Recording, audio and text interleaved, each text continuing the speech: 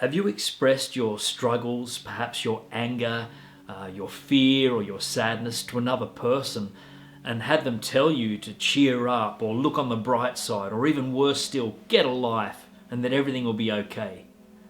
Or have you found yourself offering positivity to someone who you perceive to be caught up in negative thinking? So while there is indeed benefit in cultivating the positive, we need to be mindful that it's okay sometimes to feel all of our emotions, our heaviness, our fears, our worries, our struggles, and that sometimes a push into positivity is not what we need to heal or to grow. So let's dive deeper into the dangers of positive thinking and what to be mindful of when tending to another's challenges.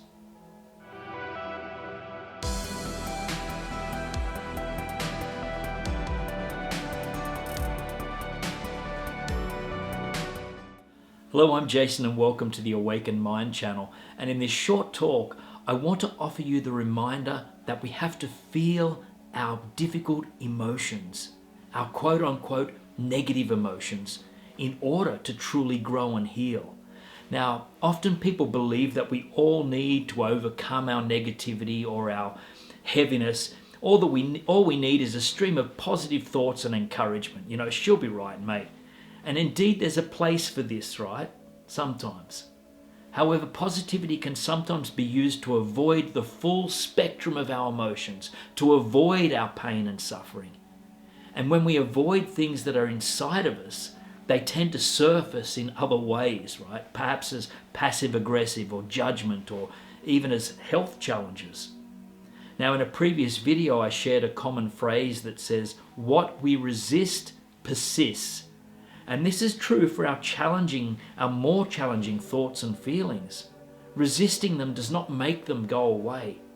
It simply leaves them to fester out of sight. And so, if you sometimes find yourself encouraging positivity in the face of another person's inner battles, I invite you to consider that not only can positivity be detrimental when forced, it can also be very dismissive. Just think about it for a moment. What do you want or need from someone when you are struggling? Chances are you want to be seen and to be heard, not convinced that the problem will go away or that it's not important. Now, we don't need to agree with or reaffirm any negative stories that another person is telling themselves in order to validate the experience of suffering. We can simply say, "This sounds really difficult for you," or "Yes, I hear your anger, your frustration or your sadness," or even just, "I hear you." Because the truth is that we have to allow ourselves to feel what we feel in order to come out the other side.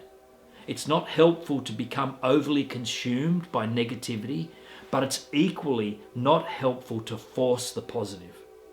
Rather, we can start with simply being here for the truth of our present moment experience, and holding it with compassion and with patience and with genuine care. And yes, positive affirmations are also great. And yes, there is a time to dream and to conjure the awareness to shift ourselves out of negative thought spirals. But it's important to tread lightly and considerately, to always be compassionate, and to be accepting of the fact that life includes a whole range of experiences.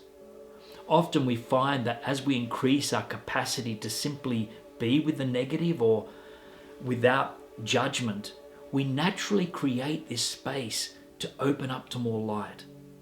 So I invite you to take a moment to consider what you might say to a loved one or to yourself the next time negativity or difficult feelings arise. How might you bear loving witness to that experience? Just what might you say? You can share your reflections and comments in the section below. And I always look forward to reading these comments. Look, I really wish you a self-nurturing, supportive week ahead. And I look forward to sharing more with you very soon. Much love to you. Bye-bye for now.